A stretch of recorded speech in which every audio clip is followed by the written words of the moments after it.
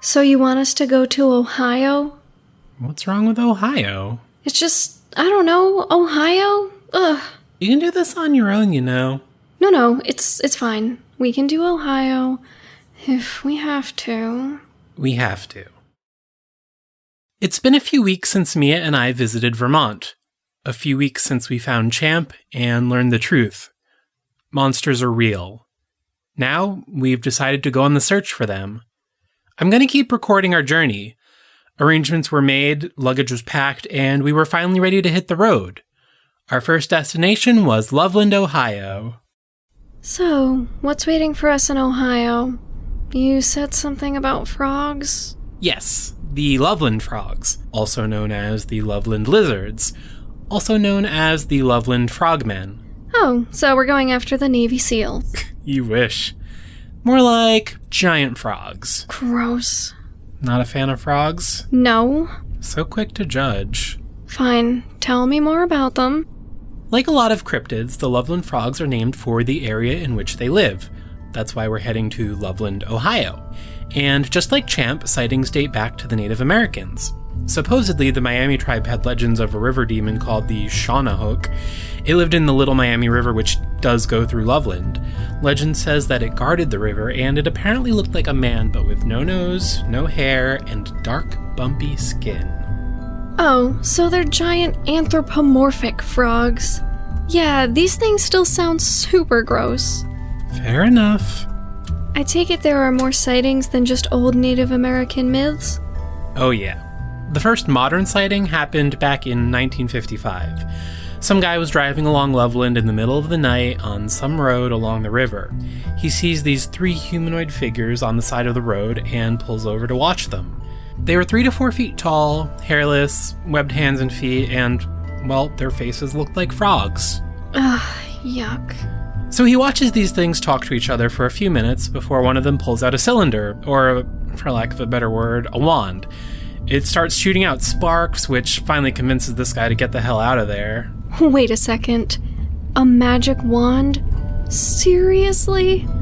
Okay, I'll admit, that part never made much sense to me. It's never come up in any other reported encounters either, so who knows. Magical giant anthropomorphic frogs. Awesome. The other really well-known sighting happened in the 70s. 1972, to be specific. Ray Shockey, a local police officer, was driving over a bridge, once again in the middle of the night, when something darted in front of his car. He stopped and saw a creature with pretty much that same description. It was initially crouching down, but then it got up and hopped a guardrail off the bridge. Alright, a police officer does sound like a reliable source. Oh, it gets better. 2 weeks later, another officer saw it. Mark Matthews. Again, he saw it crouched in the road, but Matthews thought it was a dead dog or something. He wanted to move it out of the road, but when he got out of his car, I guess the creature popped back up. He shot at it, but it ran away back towards the river. There have been a lot of other sightings since then, and they're all pretty consistent. Big old frogs walking around on 2 legs. So, what made you choose the Loveland frogs anyway? I don't know. Just thought they sounded cool. They totally don't. They sound disgusting. Is that the scientific term? Yes. Oh! I know photos aren't reliable, but what if I told you I had an eyewitness sketch? I'd tell you to show me, I guess. Here, see? Huh. That's almost cute. Loveland, Ohio is a quiet town, just over half an hour outside Cincinnati. It appeared to be mostly homes and forest, and, of course, the Little Miami River, which runs through the town and seems to be connected to most of the frog sightings. Once we got into town and settled, we decided to head out into the woods. Since you said the sightings aren't really tied to any one particular spot, I thought we'd just follow the river today, see if anything jumps out at us. Metaphorically speaking. Or literally. I'd be cool with that.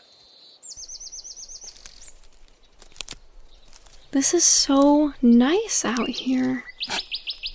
What? Come on, admit it. Admit what? You were so opposed to Ohio, but you like it. Fine. This town is actually pretty nice. Thank you. Frogs are still gross, though. So, is there anything specifically we should be looking for? Well, I don't think we'll see any frogs out and about during the day. In general, frogs are nocturnal. And judging from most sightings, these frogmen are too. So we're looking for sleeping frogmen. Yeah. Normal frogs like to hide away during the day in moist spots. If the frogmen are anything like normal frogs, that's where they should be. Got it. That would explain why most of the sightings happen near the river. Exactly. We spent the rest of the day following the river, but we didn't really find anything of note. The next day, we did the same. It's been 2 days now, and we haven't seen so much as a hint of frogmen in the area. I say we call it. Oh, come on. Don't tell me you've already given up. Let's at least get some food, leave it out tonight, try to bait them. Having the right food worked for Champ. Yeah, you're right. I guess we can try that. So we went to some nearby pet stores to get frog food.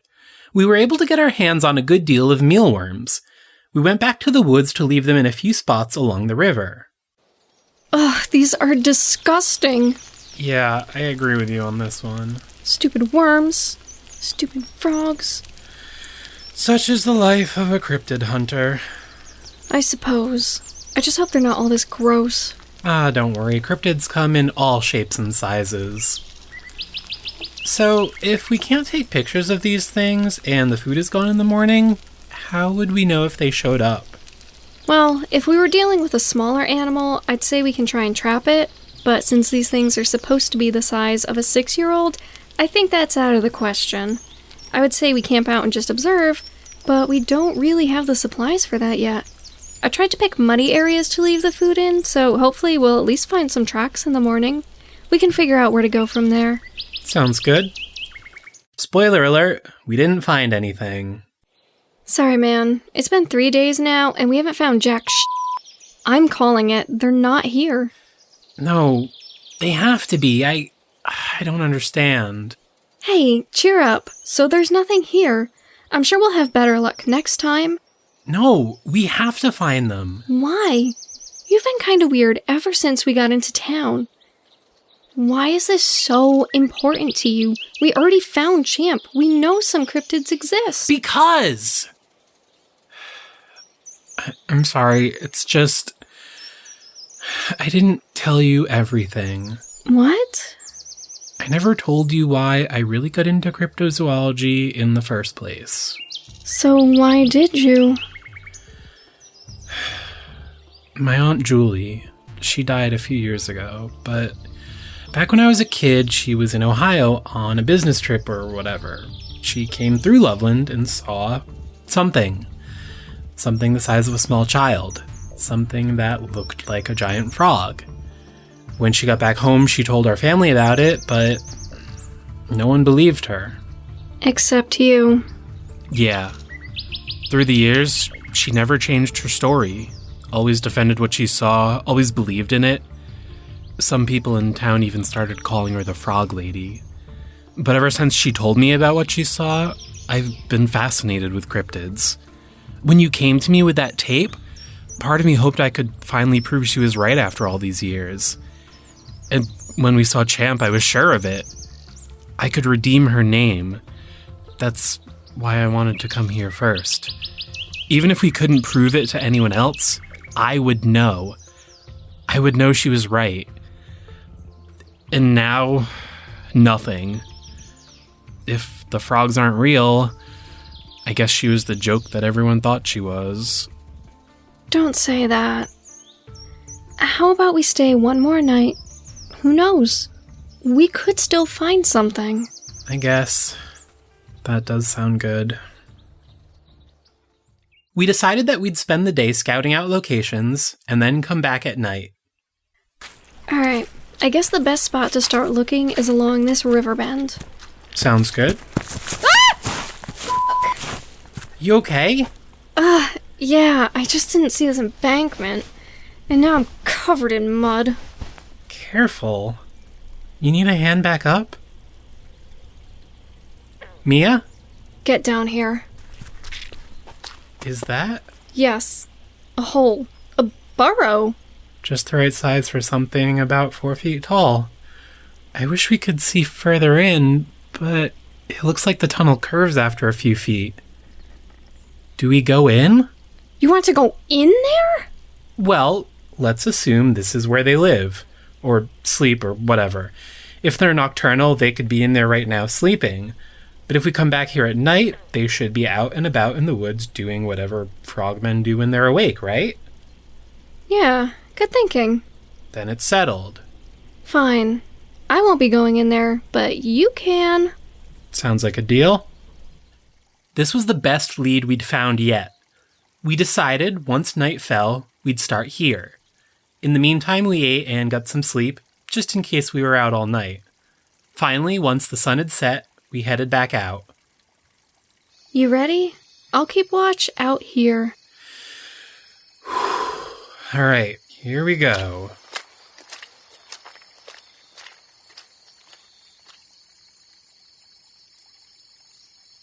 Well? Nothing. Just some eggs. Eggs? Yeah. Not frogs' eggs, though. They were just in the dirt. What'd they look like? White, gray, ovalish, a little bigger than a baseball. Those aren't normal eggs. They're not? No, those are really big. So you're saying... I don't know what they are. What was that? Frogman! Oh my god. It's their nest. Get away from the entrance. What now? Hope they don't think that we're trying to mess with their eggs. Sorry. Back away. Slowly.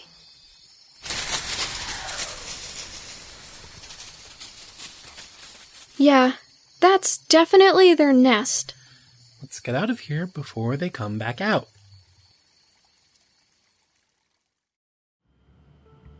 Well, I guess I'm glad we stayed the extra night. Wow, thank you so much. No, thank you. If you weren't so adamant on finding them, we wouldn't have. I just feel so vindicated. You should. Your aunt was right all along. I'm sure she'd be proud of you. Thanks.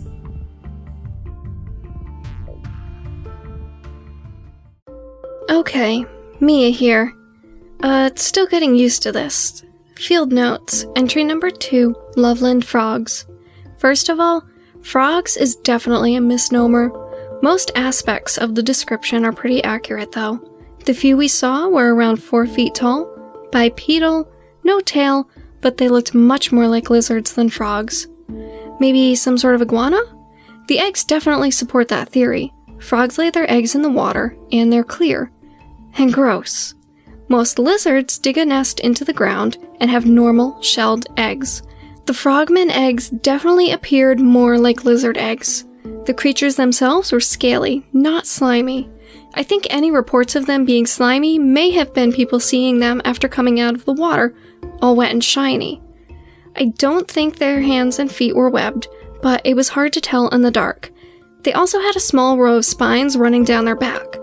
Now, if they were lizards and happened to be herbivores, it would explain why they didn't care about our mealworm traps.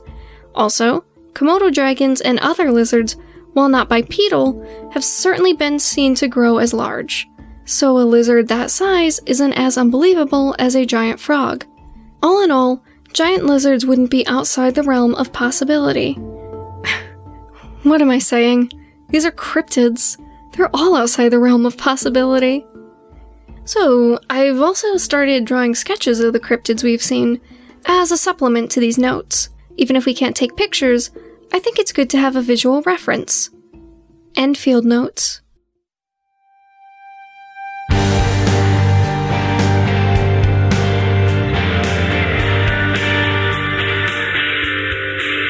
Well, what do you think? I don't know what to say. I'm sorry, you hate it. No, I don't hate it. I'm just a little surprised, that's all. So, this is what, a podcast now? Well, I was just thinking, if we're going to keep doing this, and I'm going to be recording it all, why not? I thought it could make, like, a different episode for every cryptid we investigated. And then what? Post it online for everyone? Look at your aunt! People will think we're crazy. Well, not everyone. I've got some contacts online. Contacts? Come on, you sound like a spy. Yeah, you got me. I'm a spy. No, it's a private message board. We talk about cryptids. Some people have had encounters, others are just believers, or people like me that are interested in them. I just thought I could share it with them. A private message board? As in our friends won't see it? Yeah, exactly. Fine.